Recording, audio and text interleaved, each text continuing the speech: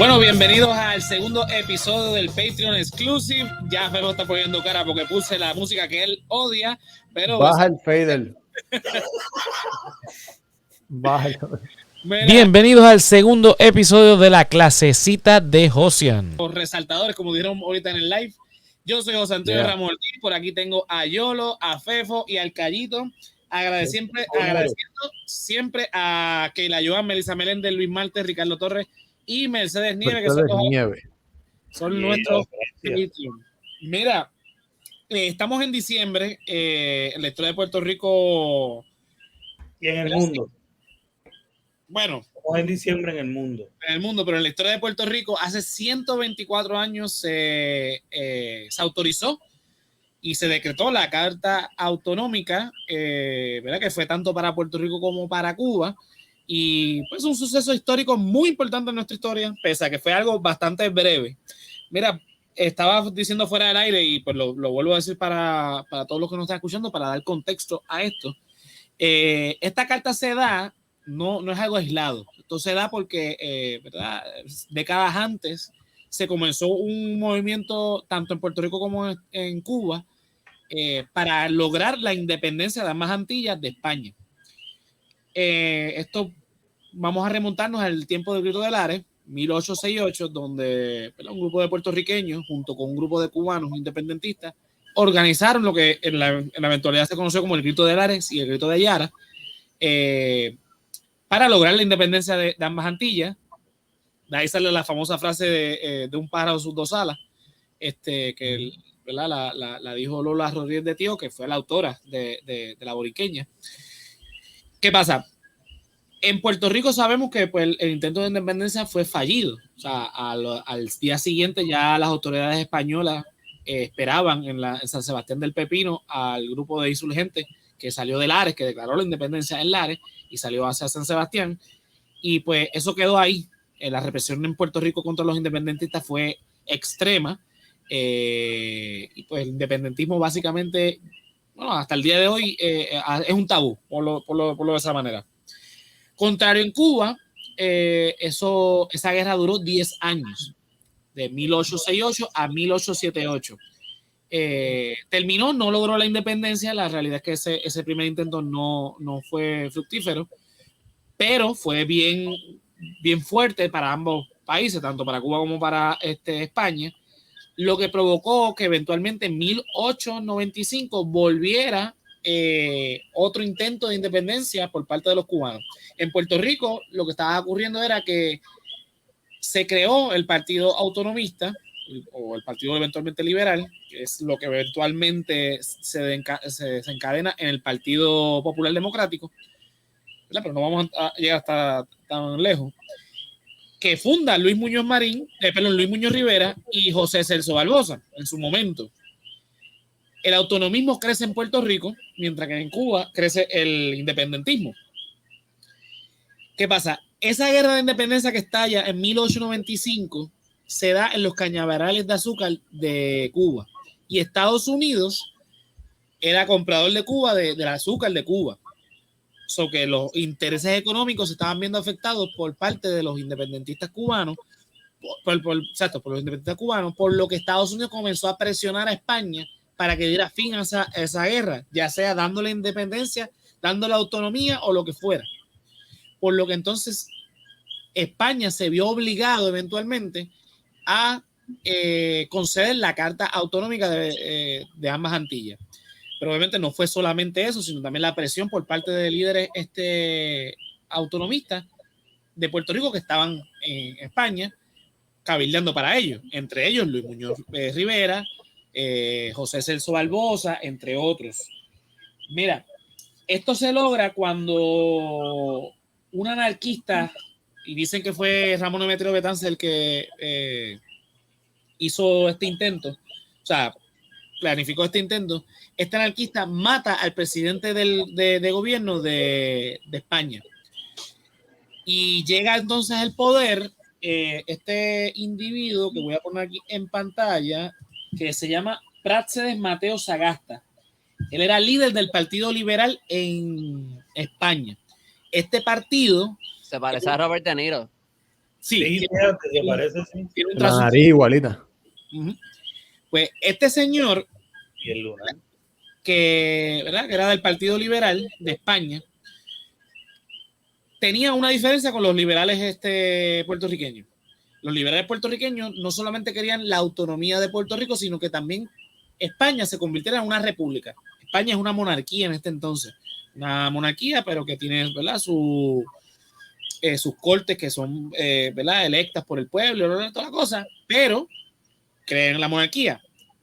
El Partido Liberal Puertorriqueño, el Partido Autonomista de José Celso Barbosa y Luis Muñoz Rivera, creían en que España se convirtiera en una república, que nos concediera a nosotros la autonomía, pero que España fuera una república, que tuviese su presidente, que tuviese su división de poderes. Pero Prácedes no estaba en ese viaje. Él sí creía en la autonomía de Puerto Rico, pero creía que España debía tener su monarquía. Muñoz Rivera, oportunista al fin, igual que su hijo, dijo, bueno, pues está bien, vamos a bregar con eso. A lo que Celso Barbosa no estuvo muy de acuerdo, so que hay una ruptura de ese partido. Lo que estaba diciendo yo, eventualmente esa fracción de Muñoz Rivera es la que desencadena y termina siendo el Partido Popular, y la de Celso Barbosa desencadena lo que terminó siendo el Partido Nuevo Progresista. Eso ya ocurre en el siglo XX bajo el sistema colonial estadounidense. Pero en este momento, pues ahí es que comienza esa ruptura. Entonces en Puerto Rico se estaban dando entonces tres partidos. El Partido Conservador Español, el Partido Liberal Fusionista, que es el de Muñoz Rivera, y el Partido Autonómico de Celso Barbosa. Esas conversaciones que se están dando con estos autonomistas, más la presión de los Estados Unidos, crea que eventualmente esta señora, que es la María Cristina, la reina regente de España, conceda a Puerto Rico la Carta Autonómica. Esa carta establece un gobierno donde ¿verdad? Se va a crear unas cortes locales. Si usted va al Viejo San Juan hoy día y va a la Plaza de Armas, se pone de frente a la Casa Alcaldía, que tiene aquí a Wendy y al Mesón. Si se pone de frente para acá, tiene el Departamento de Estado. Ese edificio amarillo que usted ve al lado es el Palacio Provincial, que hoy día es un hotel que se llama Hotel Palacio Provincial. Es donde albergaba esas cortes coloniales en Puerto Rico. O sea, las cortes autonómicas de esta carta que estoy hablando se reunió ahí por primera vez. Básicamente era el Capitolio español, por decirlo de alguna manera. Eran electos, se dividían por distritos, como es ahora hoy día. Lo único que no era electo era el gobernador, que era un general nombrado por la reina, o el rey, el que fuera el monarca de ese entonces, en cualquier momento, debo decir, el que elegía, y en ese entonces este era el gobernador de Puerto Rico, el general Macías, que fue el que de hecho el último gobernador español en Puerto Rico. Parece el papá de Kiko. Diablo, sí, el mismo. Y mire, tiene los guantes, se quitó los guantes para el duelo, para bofetear al primero que se le cuadre. Pues el gobernador él era el único que no era electo. Y aparte había una fracción de la Cámara Alta que también era nombrada por el rey, pero la mayoría de los puestos eran electos, incluyendo los alcaldes, los asambleístas municipales que ya existían en este entonces. Y la particularidad, que lo estábamos hablando antes que empezáramos a grabar, es que habían 16 diputados electos en las Cortes Españolas con voz y voto. Esa es la gran diferencia que hay con el sistema actual que tenemos, que es el Estado Libre Asociado, que desde una idea es como tener 16 comisionados residentes, pero con voz y voto. Una delegación completa. Como senadores. O sea, tener senadores en Estados Unidos. 16 senadores. Sus 2 senadores y sus 8 representantes. Es como tener a los chiquiestadistas. Exacto. Pero si los dejaran entrar al Capitolio. Exacto. Y votar. Y votar. Hablar y votar. Mira, para que usted tenga una idea, cuando digo, y esto, los diputados vienen de antes de la Carta Autonómica. Ya teníamos diputados desde principios del siglo XIX. O sea. Pero ellos votaban. Sí. Lo que pasa es que habían va y ven. Habían, en un momento dado, pues, dependiendo del gobierno, pues, Puerto Rico entraba en la definición de provincia, otro era un territorio de ultramar, en esta carta se define entonces que Puerto Rico va a ser una provincia propiamente. El problema del siglo XIX es que dependiendo de los cambios ¿verdad? Porque ahí se dio también, ¿verdad? Las independencias en Latinoamérica, la invasión francesa a España. Cuando se da esta carta autonómica, Puerto Rico es el último territorio que le queda a España. Ultramar, no. Queda Cuba, Puerto Rico, las Filipinas y las Marianas. En ese entonces le conocían como las Islas Ladrones. Con la guerra hispanoamericana. Las Canarias no se consideraban así, eran otra cosa. No me queda claro si las Canarias ya estaban en este entonces, por eso es que no las menciono. Pero sí, bueno, eran españolas, pero me pregunto si las consideraban como una colonia también o si era algo. O si yo creo que en este entonces ya las Canarias era una provincia de ultramar. Pero ¿qué año estamos? 1895. Cuando se concede la Carta Autonómica, 1897. 97, ok. Ahora, es importante sí decir como que esto es, digo, tú lo mencionaste un poquito en el trasfondo, hablando del grito de Lares y todas esas cosas, pero van todo este siglo desde, como en el 1811 creo que hubo como los primeros, casi hubo una revolución en ese año. Hubo muchos intentos de llevar representantes a España, haciendo un montón de reclamos para Puerto Rico que no se daban, o sea que la Carta Autonómica viene obviamente después de 400 años de la conquista española, pero después de como casi 100 años de un montón de reclamos fuertes que se estaban llevando de Puerto Rico a España, que seguían pichando, ignorando. Exacto. Y, o sea, que hubo toda una lucha bien larga para llegar a esto. Ramón Power y Giral fue el primer diputado puertorriqueño en las Cortes Españolas. Lo voy a poner aquí rapidito. Fue uno de los primeros hombres nacidos en la Capitalía General de Puerto Rico que se refirió a sí mismo como puertorriqueño, eso que tiene un valor histórico bien grande, que luchó por una representación igualitaria de la colonia de Puerto Rico en las Cortes Españolas. Y dice aquí, el 4 de mayo de 1809, en medio de la Guerra de Independencia Española, la que estaba hablando ahorita, contra las tropas francesas, Power fue elegido por los 5 cabildos de Puerto Rico para representar la isla en la Junta Suprema Central y Gubernativa del Reino. La Junta Suprema se disolvió antes de la llegada de Powell. Sin embargo, el 16 de abril de 1810 fue elegido nuevamente para representar a Puerto Rico en las Cortes de Cádiz. Uno de sus principales aliados fue el influyente obispo de Puerto Rico, Juan Alejo de Arismendi, quien durante la misa de despedida oficial donó a Power su anillo episcopal como recordatorio de que nunca debería olvidar a sus paisanos. Y eso fue algo muy importante dentro de la historia de Puerto Rico. Él fue también como una de las primeras, como el primer representante así electo en Puerto Rico para algo, porque o sea, se elegían antes puestos para los cabildos, que eso es todo otro revolú distinto. Ajá, pero eso eran como para los gobiernos locales en los municipios. Pero como que decirlo de alguna manera. Como equivalente a un alcalde. Aunque eso se transformó mucho a través de los siglos, pero eso es otro tema inmenso, así que. Pero como que Power y Giraldo entiendo yo que fue el primero así que fue como que para representar a Puerto Rico, electo por los 5 cabildos, como que fue como un proceso democrático, más o menos democrático para elegir a esta persona. Puertorriqueño, ¿sabes? Como que cargue un peso que en aquel tiempo alguien haya decidido, no, yo soy puertorriqueño y represento esto.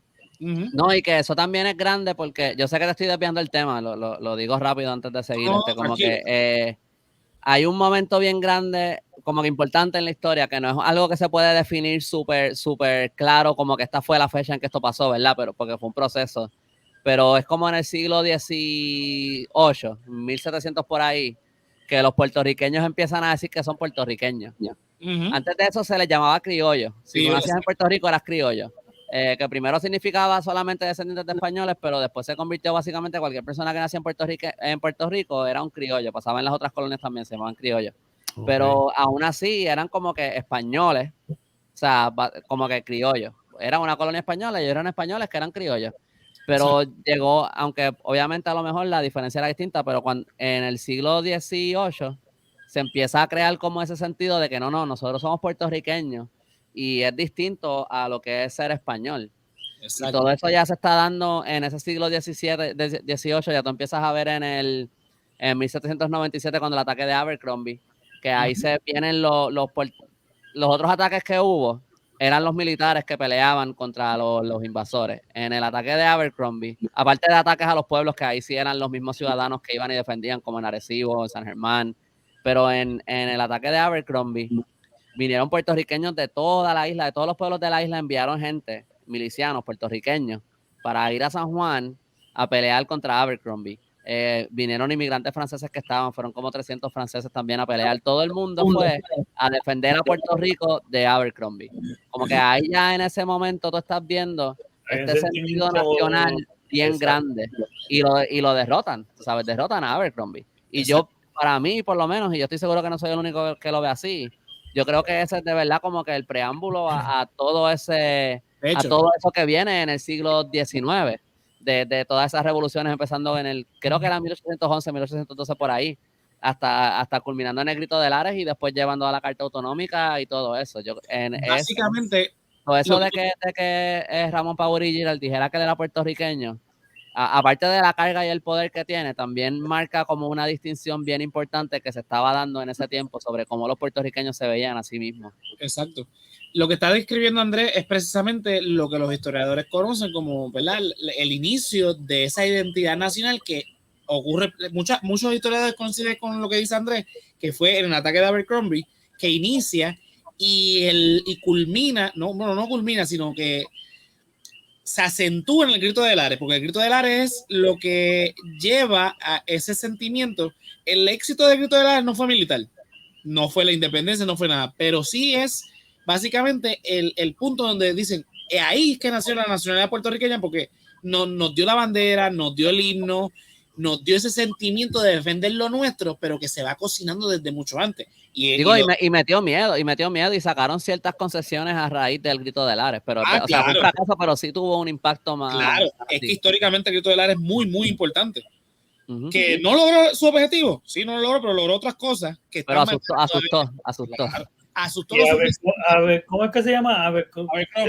Abercrombie. Ralph Abercrombie. Tiene como una tienda en Plaza de las Américas de nenas, de ropa de nenas. No, yo me pregunto la ironía, ¿verdad? ¿Cuántos puertorriqueños van a plaza a comprar en Abercrombie sin saber toda esta información que acaba de decir Andrés? No, también estaba Jorge Clifford, que es un perro grande rojo, pero tuvo Clifford también que atacó. Y Drake, que es un rapero. Diablo, sí. Mira, pero a ver, ¿cómo no conoce la historia? Yo la he visto en plaza. ¿Cómo le tenemos una tienda a alguien que nos atacó? Cabrón. Mira, para continuar con lo que está diciendo Andrés, cuando pasó lo del Grito de Lares, que hubo unas consecuencias, o sea, no fue que vino agilado.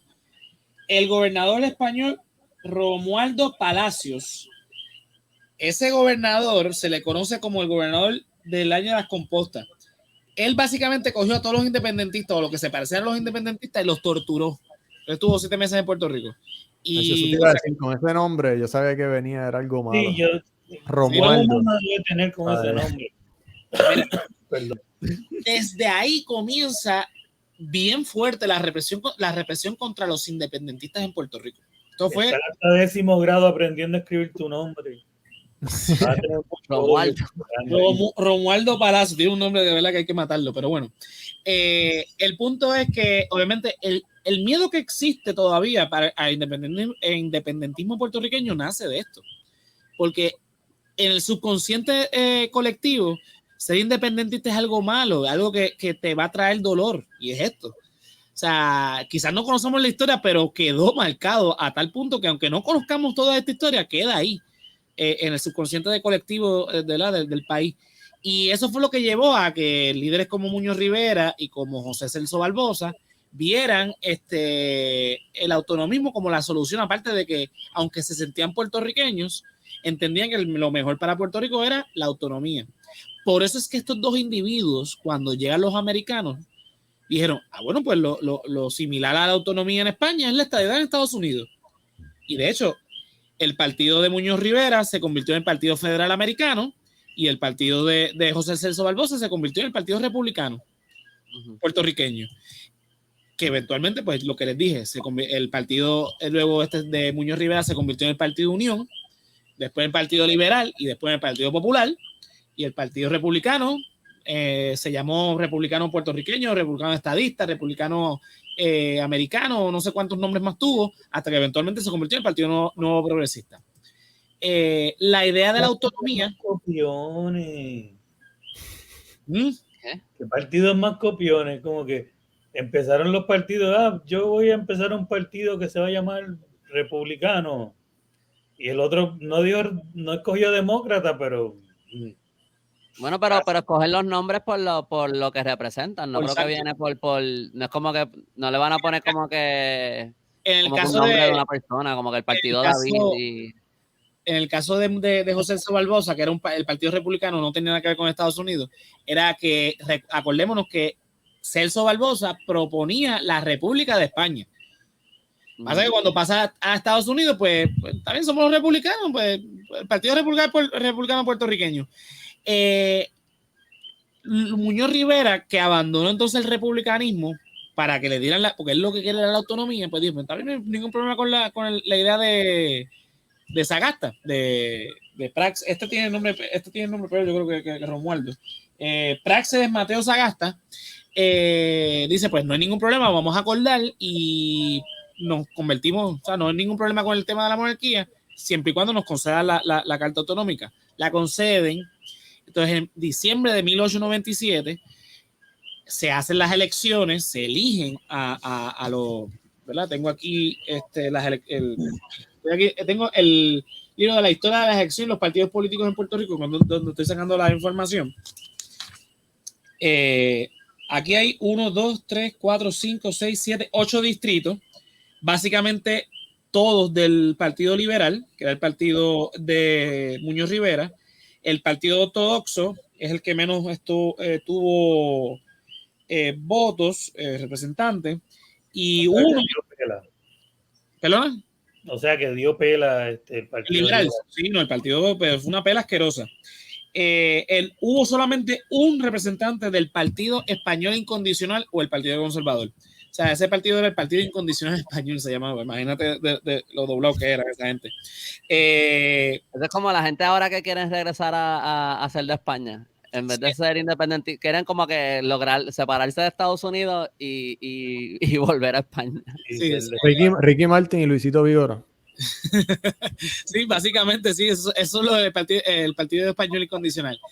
Pues se hace la elección, se comienza todo. De hecho, Muñoz Rivera sale como ministro déjame ver dónde lo tengo aquí, ministro de Gracia y Gobierno, creo que es el ministerio que él tiene, aparte de que sale electo como representante. No sé dónde la marqué, pero él se forma todo el gobierno. Y como estaba mencionando antes de grabar, estalla la guerra hispanoamericana, que fue que cuando Estados Unidos vio que no, la guerra se seguía dando en los cañaverales y estaban perdiendo dinero, este señor, que es William McKinley, el presidente de los Estados Unidos, fue al Senado a pedirle al Senado que declarara. Muy amigable. No. Mira, este cabrón, por más decirte, se reunió con Eugenio María de Hostos después de la invasión y el cabrón se le quedó dormido a Eugenio María de Hostos en el despacho oval. El tipo era un arrogante, típico de los estadounidenses, de esta época particularmente y de la clase política. ¿Pero a qué fue allá el Senado? Él fue al Senado a pedir, en el orden constitucional de los Estados Unidos es el Senado el que declara la guerra a un país. En Estados Unidos se ha declarado 3 veces la guerra. Contra Inglaterra en la invasión del siglo XIX, contra España en la guerra hispanoamericana, y no me acuerdo si fue en la primera o en la segunda guerra, Segunda Guerra Mundial, que se declaró la guerra, no me acuerdo. Y las otras veces que han estado en guerra, como... tú lo ibas a decir ahora. Sorry. Exacto. Eso dentro del imaginario estadounidense no se le llama guerra, se le llama conflicto, porque es que el presidente, como comandante en jefe de las Fuerzas Armadas, despliega una cantidad de soldados hacia un lugar. Eso con la cuestión de la cláusula elástica de la Constitución de Estados Unidos, pues es que rejuegan con eso. Son técnicamente guerras, pero formalmente no son guerras declaradas. Él hace todo este show, porque él puede movilizar las tropas sin necesidad de la autoridad del Senado, para que entonces se declare la guerra contra España. ¿Esto es antes de que explota el barco en Cuba o después? Esto es después, porque ya en Estados Unidos, en la prensa, se estaba movilizando para que Estados Unidos declarara la guerra. Mira para allá lo que está haciendo. Esto fue Hearst, William Hearst y el otro, se me olvidó el nombre del otro. Los dos de los periódicos que peleaban. Sí, sí, exactamente. Esa misma gente. No me acuerdo del otro nombre. Creo que si estaba no hay que acordarnos, pero... la guerra la última vez habrá sido en Pearl Harbor, ¿no? Porque los atacaron directamente a ellos. Pues supongo que sí, la Segunda Guerra Mundial. No me acuerdo si era la primera o la segunda. Yo creo que sí, la segunda. La primera también fue algo así, fue que explotaron como un barco inglés y como una provocación así similar a lo de la guerra hispanoamericana. Un barco que iba a Básicamente toda la guerra. Básicamente toda la guerra. Buscan la misma excusa, les explotan algo y entonces... Pues ya en la prensa americana se estaba dando esta propaganda. El 9/11, pero no lo iba a llevar para allá. Sí, pero también en la prensa americana se está dando esta propaganda diciendo, mira lo que están haciendo los salvajes españoles contra nuestros hermanos cubanos. Y se estudió toda esta propaganda moralista de que Estados Unidos tenía que intervenir con toda ¿verdad? Estas filosofías de los americanos. Pero también estaba lo que estaba detrás de eso, ¿cómo se llama eso el Destino Manifiesto? Eso. Como básicamente ellos pensaban que ellos tenían el derecho de apoderarse de todo el continente y... Toda América para los americanos. Y literalmente era para los americanos, o sea, para ellos. No para los americanos, que son los que viven en todo el continente de América. América. Pues, ¿qué pasa? Se da todo esto, entonces... Y eso se sabe ahora, en ese momento no se supo, pero los americanos llevan este crucero acorazado a la bahía de La Habana y lo explotan. Y España dice, bueno, pues vamos a investigar. Y Estados Unidos dice, no, ustedes lo hundieron y le vamos a declarar la guerra. Y fueron y declararon la guerra. Invaden Cuba, invaden Puerto Rico, invaden las Filipinas, ganan la guerra en cuestión de meses. Se quedan en el Tratado de París con Cuba, con Puerto Rico, con Guam, que es una de las islas de las Marianas, de las Islas Ladrones en ese entonces, y con las Filipinas. Y entonces llegan a un acuerdo con Cuba para que eventualmente le den la independencia. Y en Puerto Rico obviamente suspenden todo y pasamos a ser colonia gringa. Si no me equivoco, tú me puedes corregir si estoy mal, porque yo no me sé esta historia muy bien. O sea, sé cositas, pero desde que ellos iban a invadir a Cuba y a Puerto Rico, si no me equivoco, ya ellos tenían establecido que a Cuba no lo iban a... que ellos no se iban a quedar con Cuba, pero que sí se iban a quedar con Puerto Rico. Ya sí. Eso ellos lo tenían como establecido desde antes. Y desde antes, porque ese era el acuerdo que tenían ellos con los independentistas cubanos, y en el Tratado de París se estableció así. El destino de los puertorriqueños recae en el Congreso de los Estados Unidos, a Cuba se le dará la eventual independencia. En Filipinas se estaba dando también una guerra de independencia, pero no me acuerdo exactamente cuáles eran las disposiciones de Filipinas y de Guam. Me acuerdo de Puerto Rico y de Cuba. El hecho es que cuando estalla la guerra, el general Macías, gobernador de Puerto Rico, que tenía esa autoridad, deshabilitó la Carta Autonómica. O sea, lo que se había trabajado por años, por décadas, para lograr, en cuestión de nada, se suspendió. Y eso quedó como que en el olvido. Pero... Y esto es lo que Albizu reclama, que él dice que básicamente el Tratado de París es nulo porque con la Carta Autonómica Estados Unidos y España no tenía la autoridad de cederle Puerto Rico a Estados Unidos. Eso tenía que ser Puerto Rico, no, España no tenía el derecho de hacer eso. El argumento de Albizu en su tesis doctoral, él argumenta que ya Puerto Rico tenía el grado de autonomía dentro del sistema español, por lo tanto, había que consultar con los ciudadanos que se había, porque esto fue un trato unilateral por parte de esta señora, ¿verdad? Que fue la reina regente en este entonces, María Cristina, y este señor, William McKinley, que fue el presidente de Estados Unidos entonces, en donde unilateralmente decidieron que Puerto Rico va a pasar a los Estados Unidos. Y entiendo que he escuchado abogados hablar de esto y hasta no me acuerdo, tengo un pana abogado que es estadista y yo creo que él mismo me dijo como que es verdad, pero a la misma vez, pues... Pero ya se hizo, ¿qué se vamos a hacer? Sí, pero técnicamente Albizu tenía razón, es el punto, como que lo que le está diciendo es verdad. Ajá. Sí, porque la soberanía del pueblo recae en los gobernados. O sea, lo que decía Albizu, mira, no había consentimiento por parte de los gobernados y los puertorriqueños ya tenían autonomía y tenían representantes en las Cortes Españolas que no les consultaron, que no fue a votación en las Cortes Españolas. Esto fue una decisión unilateral.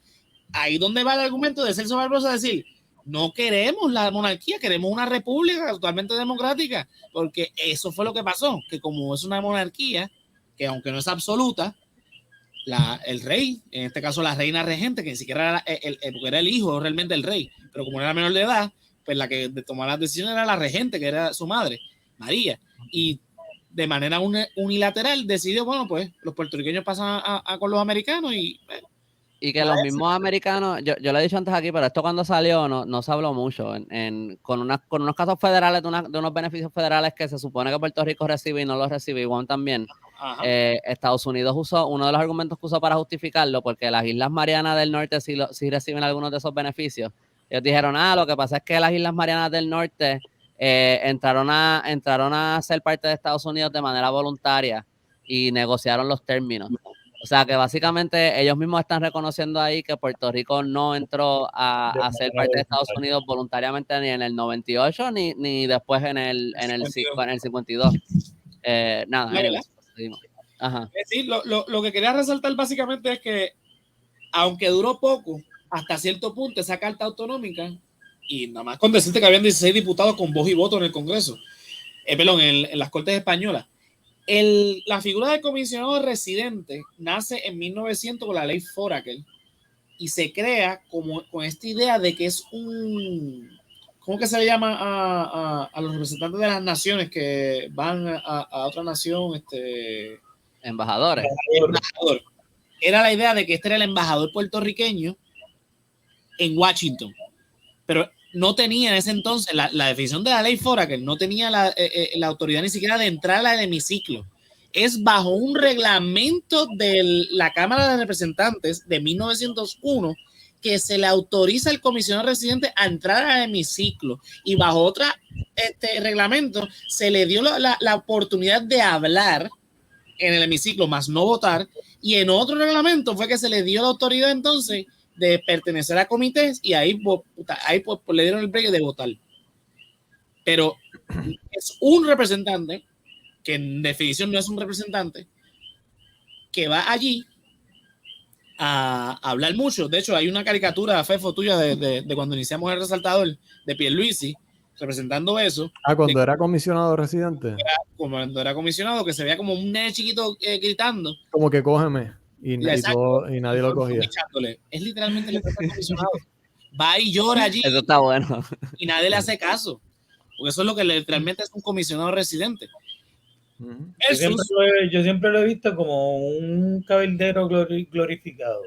También. Sí, por lo Es un chiste. También. Sí, es un payaso. Llevando café desde el 1900. Exacto, entonces está allí y no hace un carajo, grita mucho, habla mucho, pero no tiene toma de decisiones.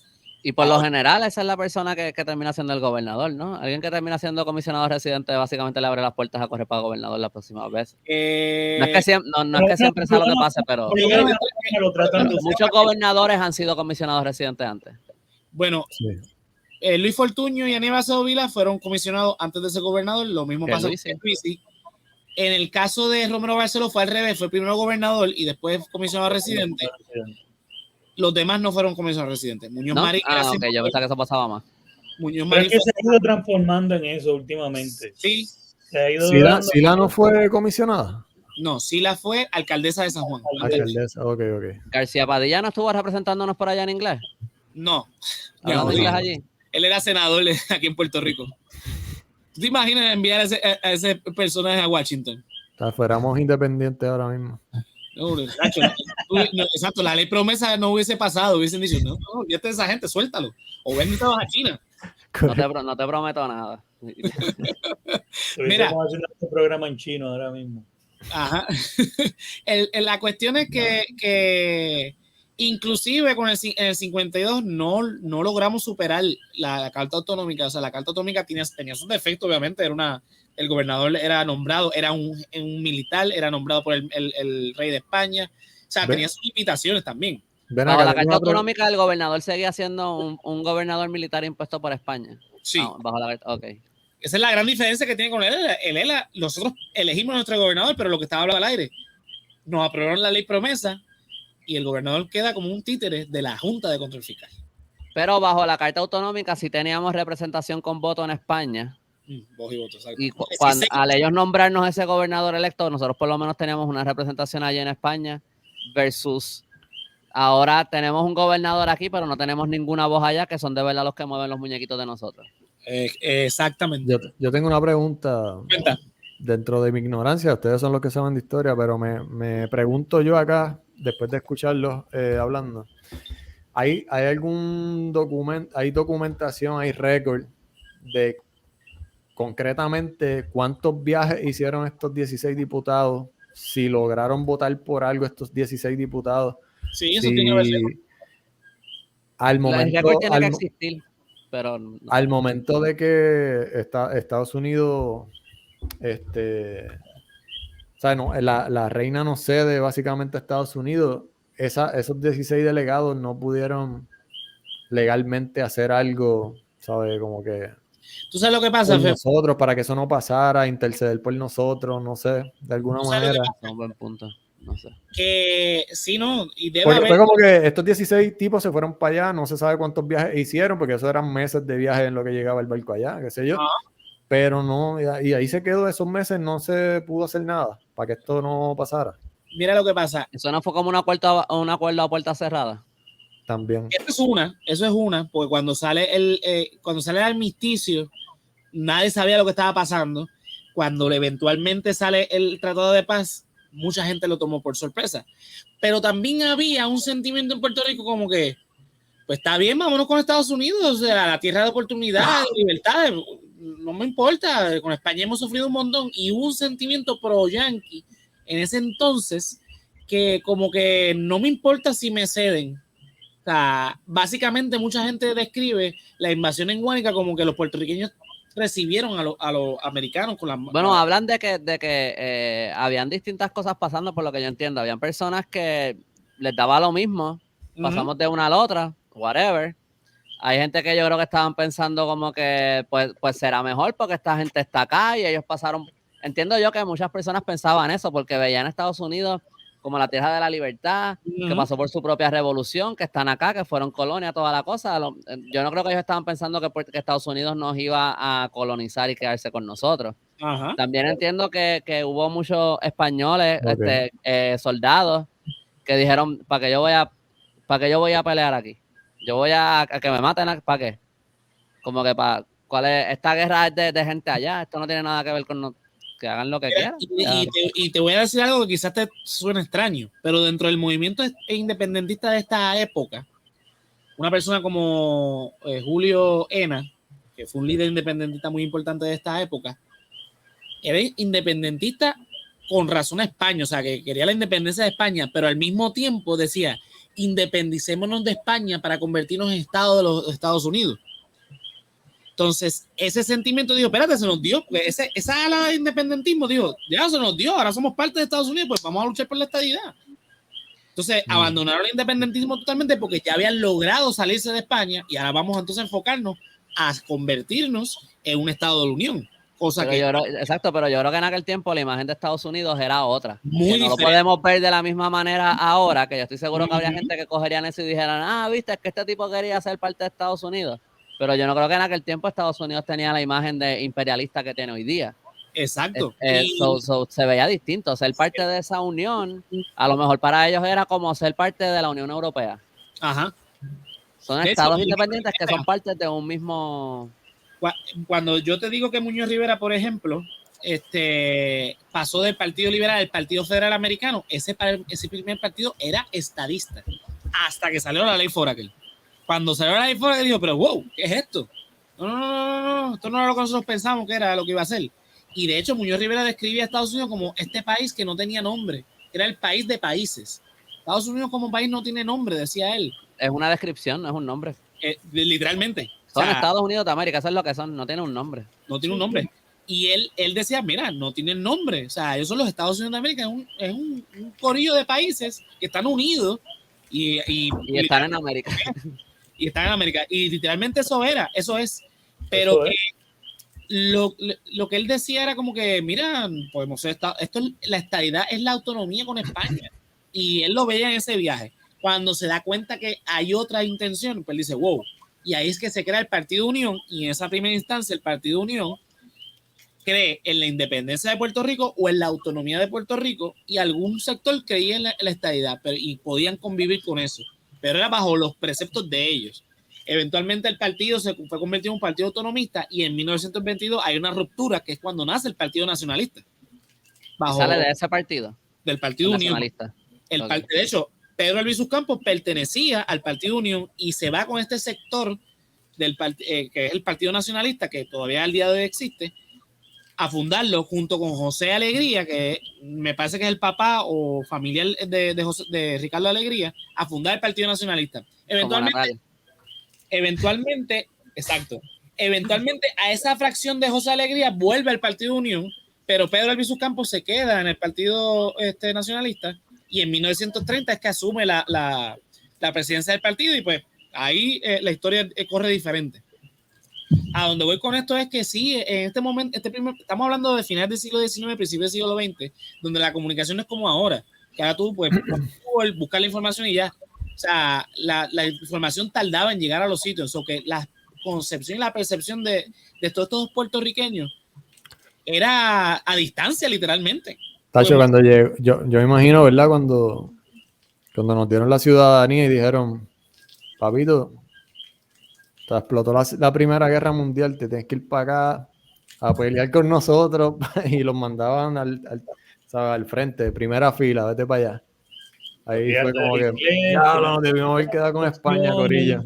No, y cuando les dicen, te estamos dando la ciudadanía, pero ahí es cuando se forma, por ejemplo, la Alianza Puertorriqueña, que es un partido que surge de remanentes del Partido Unión y remanentes del Partido Republicano, y se van a Estados Unidos a cabildear para la estadía de Puerto Rico, y ahí le dicen, mira, te dimos la ciudadanía, pero ni te pintes que no vas.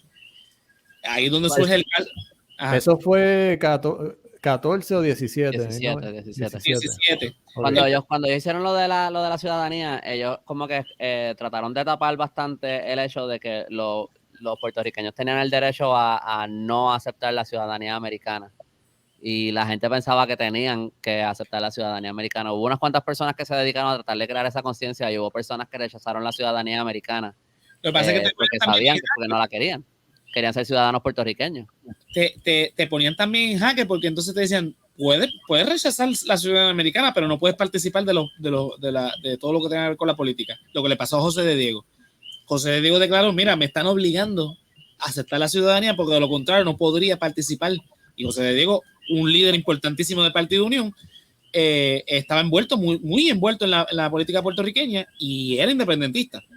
Entonces, los pusieron en ese jaque de que si no, pues no puedes participar de la vida política de Puerto Rico. Entonces, mucha gente, pues, hubo gente que rechazó la ciudadanía, pero son algunos pocos que están, que hicieron esto. Bueno, corillo, ya creo que cumplimos ya con el tiempo. No sé si quedan dudas o preguntas. Lo logramos. Un aplauso. ¿Hablamos de lo que íbamos a hablar o no llegamos al... No, hablamos de todo. No era de la Constitución, era de... No, pero... Callito, por favor. No, yo tengo sueño, yo no estoy pidiendo seguir, pero no era de lo que íbamos a hablar, ¿verdad? Lo logramos, ¿no? Sí, lo logramos. Hablamos del pre-show, que duró 1 hora, hablando de Bad Bunny, que no íbamos a hablar de Bad Bunny, y la primera mitad fue hablando de Bad Bunny. Esto ha sido 3 horas de contenido que les hemos dado en un día. Eso es así. Después hicimos el show de Ángel Pérez, y ahora tenemos aquí el Patreon exclusive, hablando de la Carta Autonómica. Y sí, comparamos ciertas cosas con la Constitución de Puerto Rico, las cosas más importantes, que era lo que queríamos destacar. Aprendí. Por eso, este cursito que dieron estos dos ahora mismo aquí cuesta, checate los créditos a cuánto están en la Intel, en la UPI, esto fue de gratis. Bueno, vamos a hacer un masterclass. El anuncio ese de masterclass quedan como que, let me tell you a little secret. Pues aquí lo tienen con José y con el Callito, así que ya lo saben. Mira, los Patreon, rieguen la voz, que estamos aquí dando clasecitas, mira, de lo más chévere, te ríes con nosotros, aquí aprendiendo historia de Puerto Rico. Así Mira, que, pero no vendas el Patreon en el Patreon, ya esta gente pagó. no, yo le estoy diciendo a los Patreons que lo vendan a sus amigos. Ah, Mira, Mercedes, Marte, Ricardo. imagínate que estás viendo una película en Netflix y te ponen un anuncio de Netflix. No, pero yo no estoy diciendo a los Patreons que compren Patreon, yo estoy diciendo que le hablen a sus panas. Ese sería el colmo. Y Sí, mira, sí, lo arreglaste, José, antes creemos. Como cuando vas por la calle y ves un Dale, billboard que te igual. está anunciando Bimi, como que para que te anuncies en el billboard. Eso es. mira, dale rewind el video para que tú Usted podría estar dígale aquí. a sus amigos. Para que este está arrebatado del sueño y ustedes dos están arrebatados de otra cosa. Así que, mira, No, pero es verdad, Josian dijo que le dieran share. Exacto, Sí. es verdad. José, siempre tomando lo personal. Estamos vacilando contigo, chicos, el lunes. Es martes Este ya, pa- mira. Es martes. Vale la gente que la gente llega al final del episodio nada más para que se rían un poquito después de. sí, no, de la después clase. que necesitas historia, olvídate. Bueno, Corillo, No. Seguro que no. Seguro que, ¿cómo que va a ser? Javi, este a joder, puñeta. Mira, vete para el carajo, tu tribu entera. Mira, Corillo, gracias a los Patreons, ¿verdad? Que siempre están apoyándonos mes tras mes. Puñeta, gracias. De verdad que sí, Gracias, eso sí, ayuda a gracias. que este contenido se siga creando. Esto es para ustedes. Así que nada, nos estaremos viendo en el after show de. No sé si Resaltador Geek esta semana haremos after show, pero la semana que viene entonces con el after show de Resaltador y. Bueno, Resaltador Geek no vuelve hasta dentro de un mes, así que por lo pronto, Resaltador de la realidad. Así que, Corillo, muchísimas gracias a los que estuvieron en el live, en el pre-show y en el show, y los que están viendo ahora este after show. Esto es para ustedes, Corillo. Vuelvas a venderlo. Así que, exactamente. Así que, Corillo, nos vemos entonces. Dale. Nos vemos, buenas noches. Bye.